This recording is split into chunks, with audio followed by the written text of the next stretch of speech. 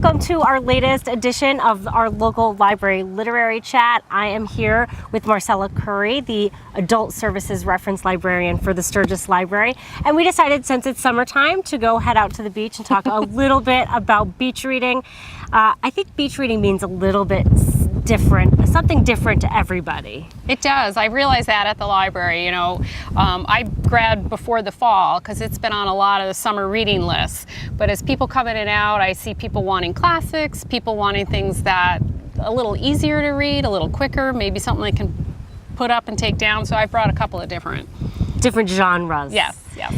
Well, I'll start us off. I brought what I think a lot of people think of as typical beach reads. This is an Ellen Hildebrand. She writes one every summer. Yes.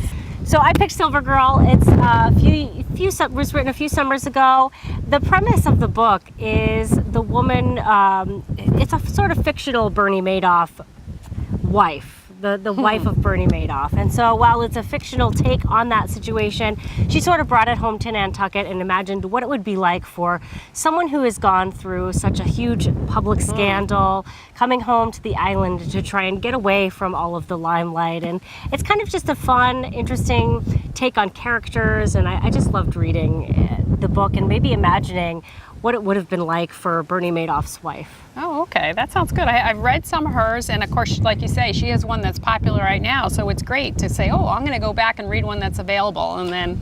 Well, isn't that the truth? I think we talked a little bit on the way here to the beach about how difficult it is sometimes to get some of the newer books from the library, because sometimes there's a pretty big wait list. Right. So sometimes if you have a favorite author, maybe revisit and see what you haven't read yet. Or ask us, so this is a good example.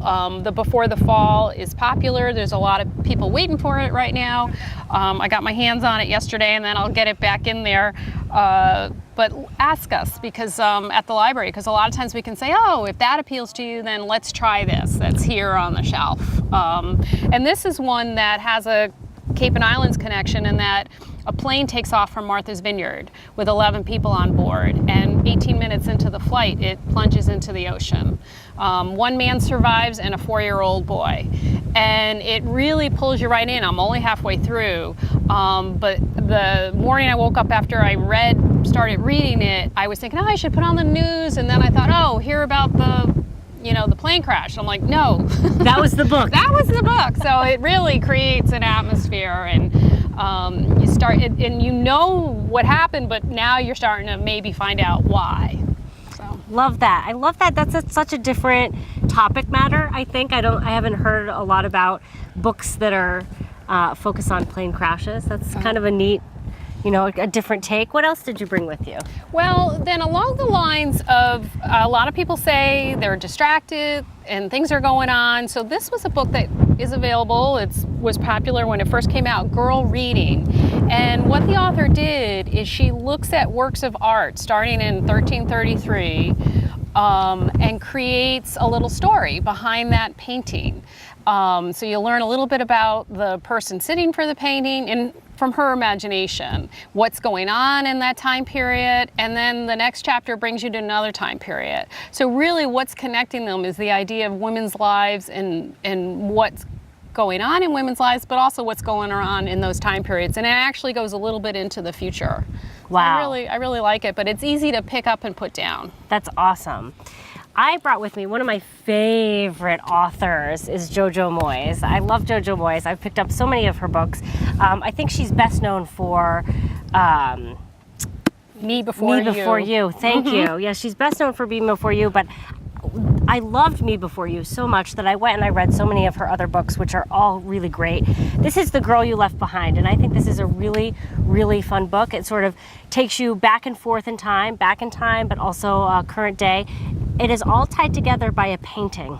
Oh, interesting. Which is really neat. Similar, so I really liked the historical aspect, and sometimes I don't like when they flip back and forth between time periods.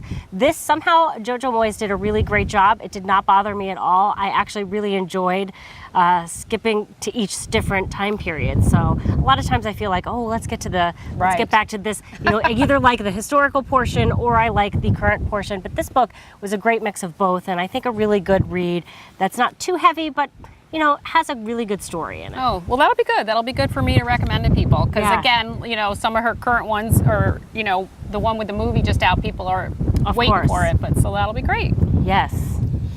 I had a kind of that theme of things that you can pick up and put down. This is I got my little sticky notes here, but this is a beautiful book called Two, and it's a collaboration between a photographer and the author Ann Patchett. And it's right in the beginning, the photographer says, no matter how uninspired I feel, how dull I think a place is, when I look at the world through a camera, a new beginning takes place. Wow. So it's just beautiful writing, beautiful photographs.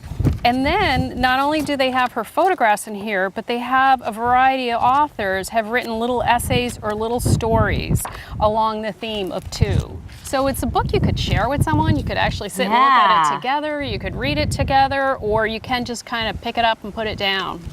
Wonderful. The other book I brought with me today is Cane River by Lolita Tatamy. This is an awesome book. It takes you back to 4 women making their way through the Civil War on a plantation. Really cool story. It connects a lot of women. So for people who really like historical fiction, this is one of those historical fiction books that's easy to read. It keeps the pages flipping for you, and was a really fast-paced book that I think was really popular. And I believe there might be a sequel that I also read. So this was a great book.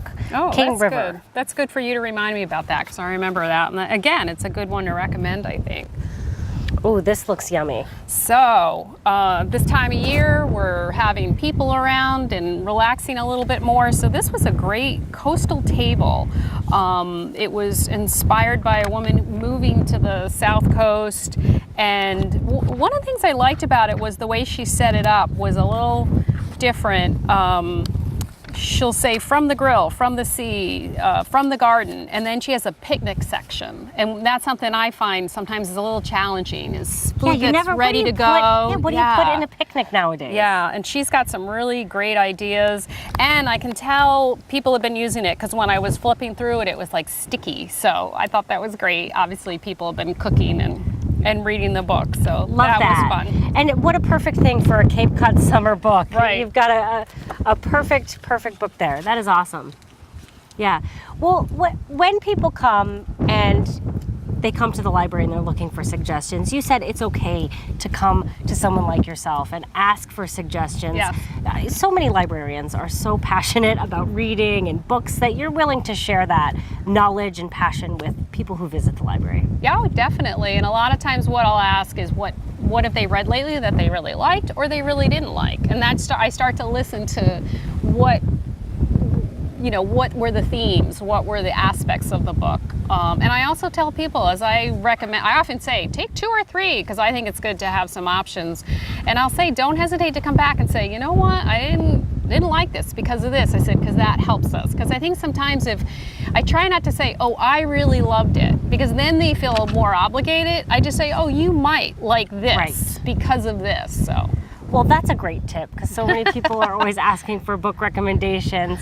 A really great time to sit down, catch a book, head to the beach. Gotta love it. And we have our little free library down in the village. And I think I noticed around at some other beaches, people are putting up little libraries too. So sometimes you can grab a book that way. I love the little library. Yeah. It's you're walking down, you're strolling down, you've just got your coffee at Nirvana. Right. You're heading down, it's right over there, you can swap books. Do people leave books as much as they take them from the free library? Yeah, we do get them back, and we're lucky, we get a lot of donations every day at the library. So we're able to sell books in our bookshop, but we're able to put them in the little free library. That's a great reminder. I think that actually all the money so people donate books to the Sturgis Library. You guys sell them in your little bookshop. Yes. You have a pretty big bookshop, really. Yes, we do. A great selection. You have some as you come in the door, but also you take a right in the library and there's some more there. So all of the money raised by that, what does it go towards to help the library? It helps us get new materials. It helps us provide programs. So it's very important.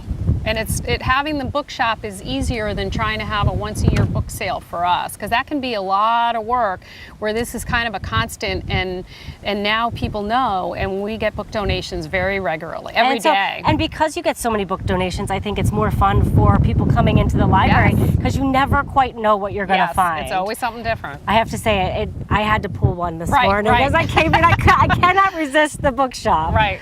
Well, thank you, Marcella, so much for talking about summer reading. We really appreciate it, and happy reading to everyone out there.